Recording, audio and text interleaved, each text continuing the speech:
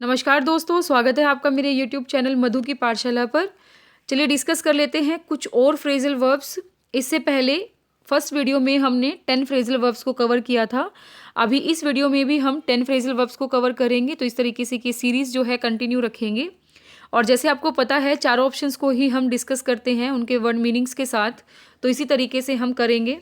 और phrasal verb जो होती हैं हर एग्जाम का एक इम्पॉर्टेंट पार्ट होता है, चाहे आप टीचिंग लाइन में दे रहे हो, यूपी टेट है, रीट है, DSSB है, या आप एचटेट कर रहे हो, स्क्रीनिंग कर रहे हो, ठीक है।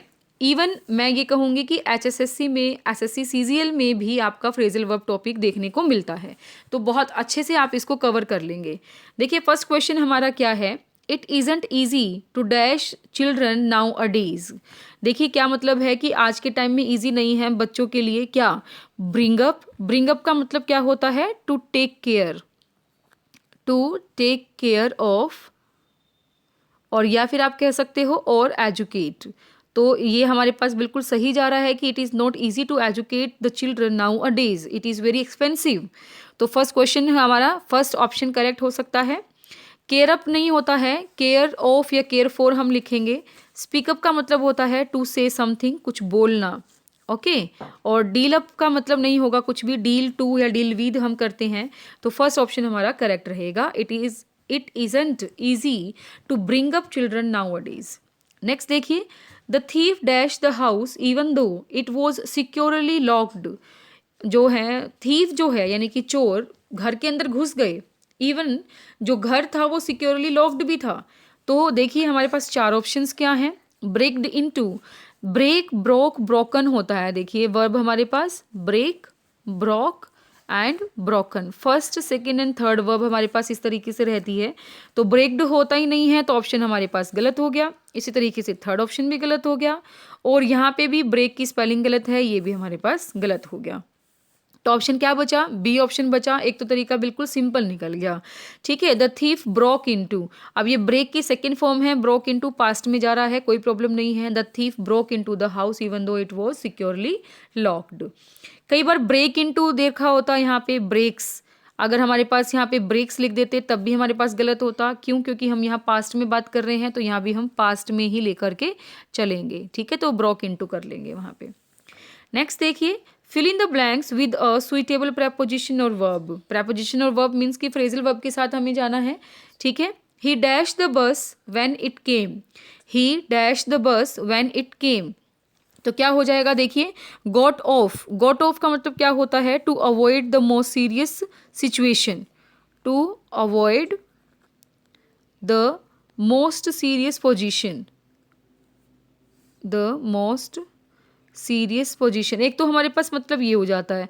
एक क्या होता है? गॉट ऑफ मतलब होता है किसी चीज़ से बाहर आना या उतार देना, ठीक है। तो बाहर आ रहा है तो वो नहीं रहेगा। तो इट केम, जब वो आई तो उसके अंदर चढ़ेगा, तो गॉट ऑन के साथ हम जा सकते हैं, ठीक है। To continue doing something, to enter into something, ठीक है। तो इसमें हमारे पास गोट ऑन के साथ हम जा सकते हैं। और गोट इन का मतलब होता है टू सक्सीड, ये बिल्कुल अलग हो जाएगा इससे। तो हम जाएंगे second option, he got on the bus when it came. Next देखिए, the clerk was dash by the officer for his negligence.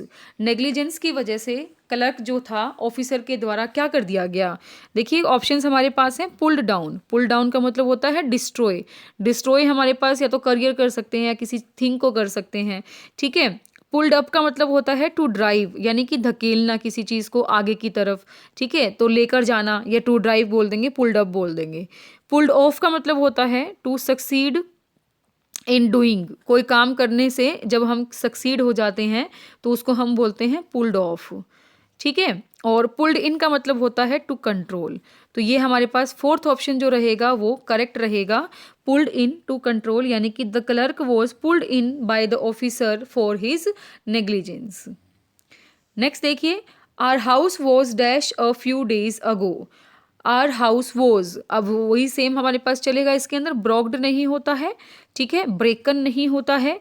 और क्या लिखेंगे? वॉज। अब यहाँ पे एक चीज़ याद रखनी है कि एक तो एक्टिव वॉइस के साथ और एक पैसिव वॉइस के साथ किस तरीके से समझना पड़ेगा कि वॉज आया हुआ है।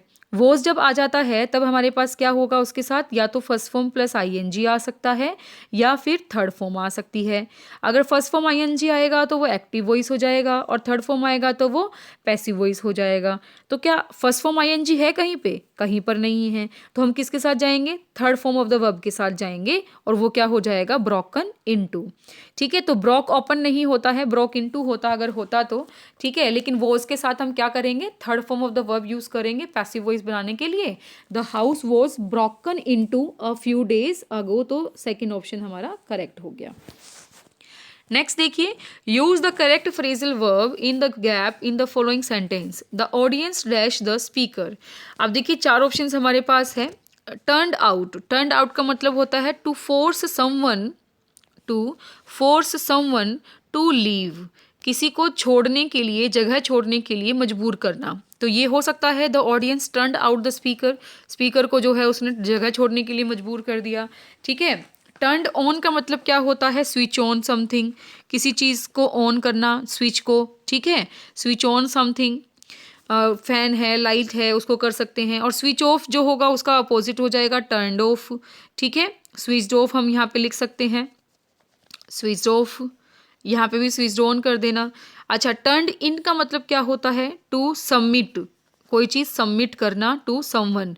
ठीक है, टू द पर्सन। ओके, तो किस तरीके से भी आप लगा सकते हो। तो क्या रहेगा? The audience turned out the speaker, ये हमारा इसका करेक्ट जा रहा है। ना तो हम स्विच ऑन स्विच ऑफ कर रहे हैं स्पीकर को, ना ही हम उस ऑडियंस को सबमिट कर रहे हैं। तो इसलिए हमारे पास क्या रहा? The audience turned out the speaker. Next देखिए, it is not possible for every one to dash an elephant. यहाँ पे हर किसी के बस की बात नहीं है एक एलिफेंट को क्या करना। देखो चार ऑप्शंस हमें दिए हुए हैं। कीप अप, कीप अप का मतलब होता है कैरी ऑन, कैरी ऑन का मतलब तो क्या होता है? करते रहना कोई काम। ठीक है, मूव ऑन करना, कंटिन्यू करना। ठीक है, और कीप ऑन का मतलब भी क्या होता है? कंटिन्यू होता है। कीप अप, कीप ऑन, ये सब क्या है? कंटिन्यू है। ठीक है, अच्छा, कीप इन का मतलब क्या होता है? Make someone stay in place.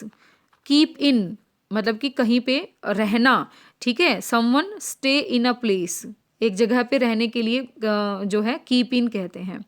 और कीप अप विद का मतलब क्या होता है? तालमेल बिठाना, टू होल्ड। ठीक है, तो इसलिए हमारे पास क्या हो जाएगा?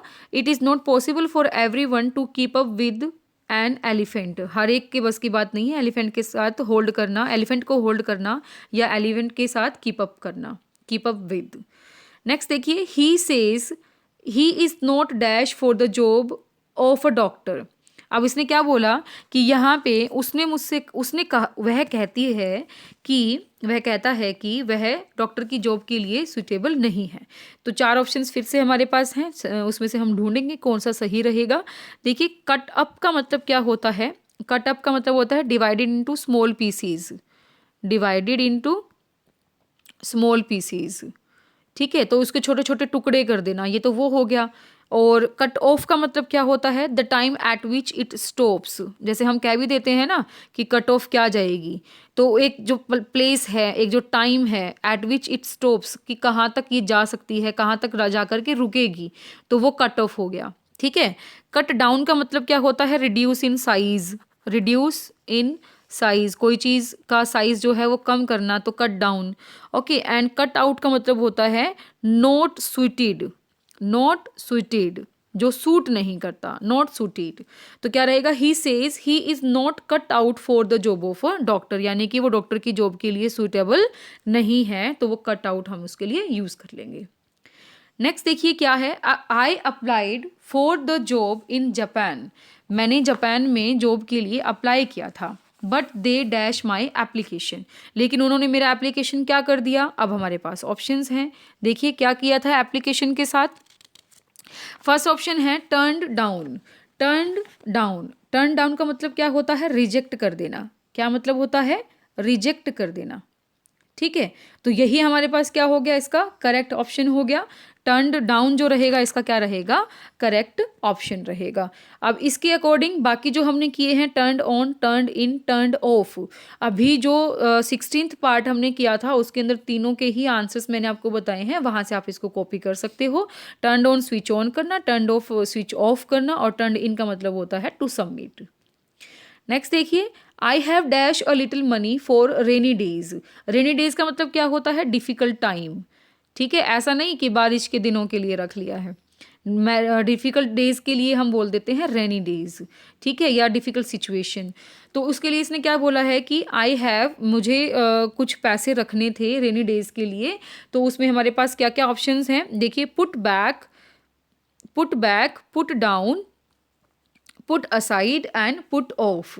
तो इसमें मैं आपको ये क्वेश्चन दे रही हूँ, वैसे तो इसका ऑप्शन का आंसर क्या रहेगा? पुट असाइड रहेगा। इनके आंसर जो है, पुट असाइड का आंसर क्या बनता है, यानी कि मीनिंग क्या बनता है, ये आप मुझे कमेंट बॉक्स में ढूंढ करके बताएंगे। मीनिंग ऑफ पुट असाइड, ठीक है। तो उसके अकॉर्डिंग आपको भी थोड़ी सी एफर्ट्स करने पड़ेंगे ना। उसमें आपको कैसे लगेगा कि हमें इनके चारों के मीनिंग ढूंढने हैं, तो मीनिंग क्या हो सकते हैं, उस तरीके से आप इनको फाइंड आउट कीजिए। मज़ा आता है देखो पढ़ने में ऐसे, ठीक है। जब हम चारों ऑप्शंस को पढ़ करके नई नॉलेज लेते हैं, तो उसमें भी हमें एक सेटिस्फेक्शन होता है कि जो हमने पढ़ा है वो हमने कम्प्लीटली पढ़ लिया है। तो इसी तरीके से जो फ्रेजल वर्ब्स की सीरीज़ है उसको कंटिन्यू रखेंगे, और बहुत जल्द जो है सिनोनिम्स एंटोनियम्स की वन वर्ड सब्स्टिट्यूशन की सीरीज़ भी मैं आप लोगों के लिए लेकर आऊँगी।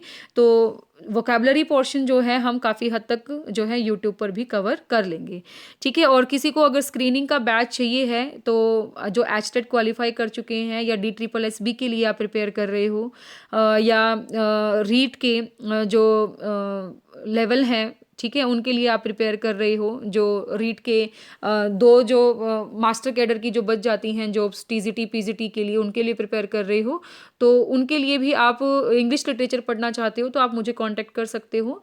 15 जनवरी से मैं एक नया बैच जो है स्टार्ट कर रही हूँ, जिसके अंदर TGT और PGTs के लिए जो है इंग्लिश लिटरेचर को मैं पढ़ाऊँगी। अगर आप विलिंग हैं तो एक नंबर है, मैं लिख दे रही हूँ यहाँ पे, 8950576595, ठीक है।